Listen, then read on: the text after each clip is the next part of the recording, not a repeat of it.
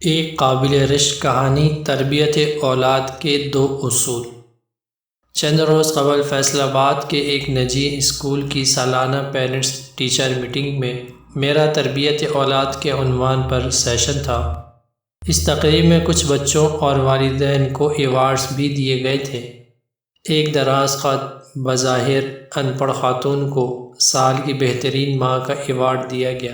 Session کے اختتام پر میں نے ایوارڈ حاصل کرنے والی ماں کو ڈھونڈنا شروع کیا، لیکن وہ اسکول میں پڑھنے والے تینوں بچوں کو لے کر اپنے گھر واپس چلی گئی تھی۔ میں نے پرنسپل صاحب سے اس خواہش کا اظہار کیا کہ اگر آپ کو اس خاتون کا گھر معلوم ہو تو میں آپ کے ساتھ جا کر کچھ دیر کے لیے اس ماں سے ملنا چاہتا ہوں۔ پرنسپل صاحب مجھے اسکول سے بہت دور محلہ غلام آباد لے گئے۔ وہاں ایک معمولی سا گھر تھا جو ایک کمرے پر ہی مشتمل تھا، چھوٹا سا برآمدہ اور اتنا ہی صحن تھا۔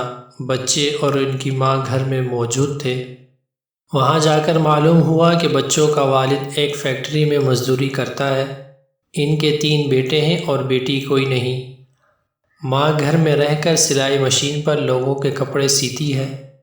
اپنی محنت کی کمائی سے وہ بچوں کی اسکول فیس ادا کرتی ہے۔ یہ صرف ماں کا ہی شوق تھا کہ بچے شہر کے اچھے اسکول میں پڑھ رہے تھے۔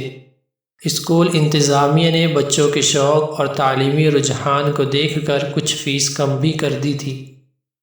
میری کھوجی طبیعت کو ایک دلچسپ اسٹوری ملنے والی تھی۔ میں ہمیشہ اپنے ارد گرد بکھری کہانیوں کو ہی فوکس کرتا ہوں۔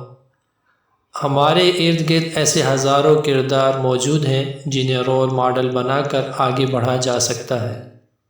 زندگی ساز اور کردار ساز واقعات کی ہمارے ہاں کوئی کمی نہیں، بس دیکھنے والی آنکھ اور محسوس کرنے والے دل کی کمی ہے۔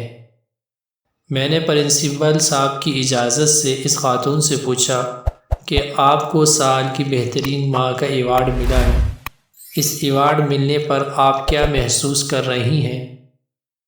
وہ خاتون پرجوش اور پر اعتماد انداز میں بولی، مجھے بہت خوشی ہو رہی ہے۔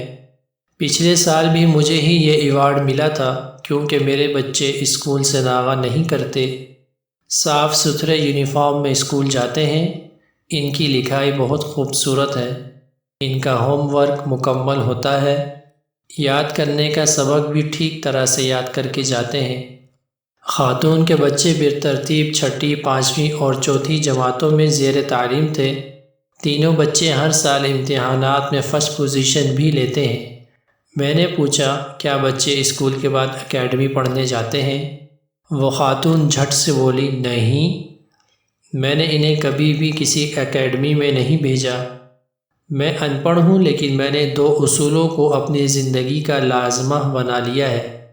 پہلا اصول یہ ہے کہ میں گھر کے تمام ضروری اور بنیادی کام، کپڑے دھونا، صفائی وغیرہ، کھانا پکانا، سلائی مشین پر کپڑے سینا اس وقت کرتی ہوں جب بچے سو رہے ہوں یا اسکول گئے ہوں یا عصر کے بعد گراؤنڈ میں کھیلنے کے لیے گئے ہوں۔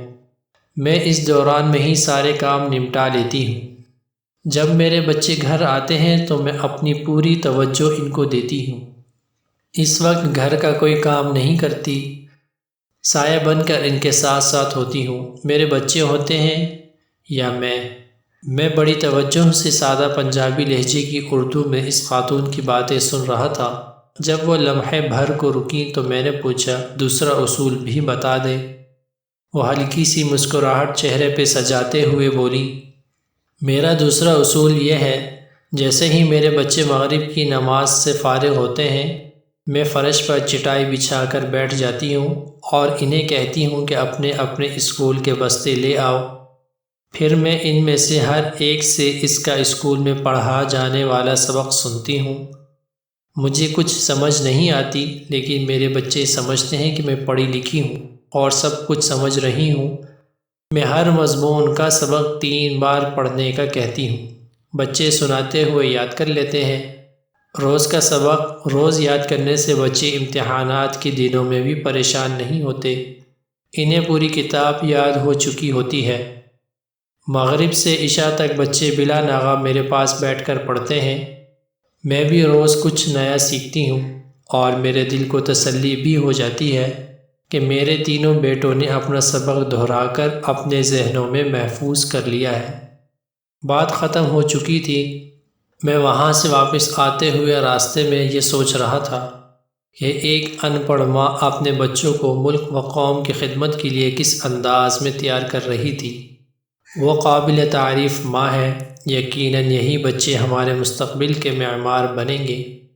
سوچ رہا ہوں جہاں ماں موبائل پر لگی رہتی ہے، ناول پڑھتی ہے یا لکھتی ہے، ان کے بچے بھی موبائل میں ہی لگے رہتے ہوں گے۔ پھر افسوس کس بات کا؟ بچوں کا تو کوئی قصور نہیں۔ اللہ تعالی ہمیں اپنے بچوں کی صحیح، اچھی اور عمدہ تربیت کرنے کی توفیق عطا فرمائے۔